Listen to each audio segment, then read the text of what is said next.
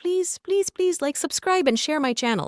एक बार एक जंगल में एक पेड़ पर एक चिड़िया अपने दो बच्चों के साथ रहती थी। एक दिन एक भयंकर तूफान आया और पेड़ को उखाड़ फेंका। चिड़िया और उसके बच्चों को बहुत चोट लगी। चिड़िया की मौत हो गई, लेकिन उसके बच्चे बच गए कि एक बच्चा तेज हवा में उड़ गया और एक गुफा में जा गिरा जहां डाकू रहते थे। दूसरा बच्चा एक आर्षी के आश्रम में जा गिरा। कुछ साल बाद दोनों बच्चे बड़े हो गए। गुफा में रहने वाला बच्चा डाकुओं के बुरे कामों को देखकर बहुत दुखी हो गया। वह चाहता था कि वह कुछ अच्छा करे। एक दिन वह गुफा से भाग गया और आर्षी के आश्रम में गया। आर्षी ने बच्चे को पाला और उसे अच्छाई के बारे में सिखाया। बच्चा बहुत खुश था और वह आर्षी के आश्रम में रहने लगा। दूसरा बच्चा अभी भी डाकुओं के साथ रह रहा था।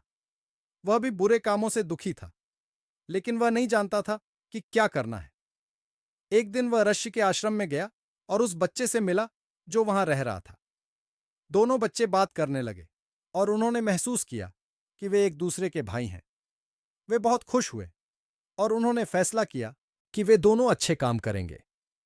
वे दोनों आर्षी के आश्रम में रहने लगे और उन्होंने आर्षी से अच्छे काम करना सीखा। वे बहुत खुश थे और उन्होंने अपने जीवन में बहुत अच्छा काम किया।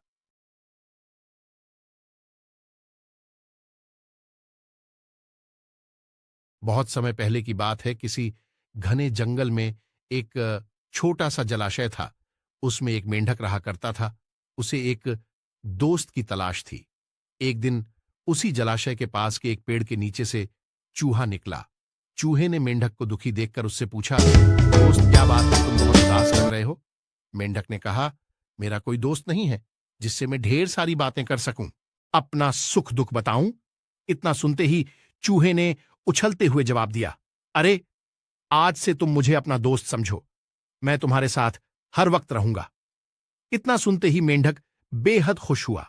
दोस्ती होते ही दोनों घंटों एक दूसरे से बातें करने लगे। मेंढक जलाशय से निकलकर कभी पेड़ के नीचे बने चूहे के बिल में चला जाता। अपना सुख दुख बताऊं? इतना सुनते ही चूहे तो कभी दोनों जलाशय के बाहर बैठकर काफी बातें करते। दोनों के बीच की दोस्ती दिनों दिन काफी गहरी होती गई। चूहा और मेंढक अपने मन की बात अक्सर एक दूसरे से साझा करते थे। होते होते मेंढक के मन में हुआ कि मैं तो अक्सर चूहे के बिल में उससे बातें करने जाता हूं, लेकिन चूहा मेरे जलाशय में कभी नहीं आता। ये सोचते सोचते चूहे को पानी में लाने की मेंढक को एक तरकीब सूझी। चालाक मेंढक ने चूहे से कहा, दोस्त, हमारी मित्रता बहुत गहरी हो गई है।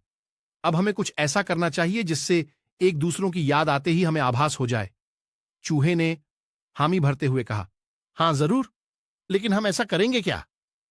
दुष्ट मेंढक फटाक से बोला, एक रस्सी से तुम्हारी पूंछ और मेरा एक बार पैर बांध दिया जाए तो जैसे ही हमें एक दूसरे की याद आएगी तो हम उसे खींच लेंगे, जिससे हमें पता चल जाएगा। चूहे को मेंढक के छल का जरा भी अंदाजा नहीं था, इसलिए भोला चूहा एकदम इसके लिए राजी हो गया। मेंढक ने जल्दी जल्दी अपने पैर और चूहे की पूंछ को बांध दिया। इसके बाद मेंढक ने एकदम पानी में छलांग लगा ली। मेंढक खुश था क्योंकि उसकी तरकीब काम कर गई। वहीं जमीन पर रहने वाले चूहे की पानी में हालत खराब हो गई। कुछ देर छटपटाने के बाद चूहा मर गया। बाज आसमान में उड़ते हुए यह सब देखा उसने।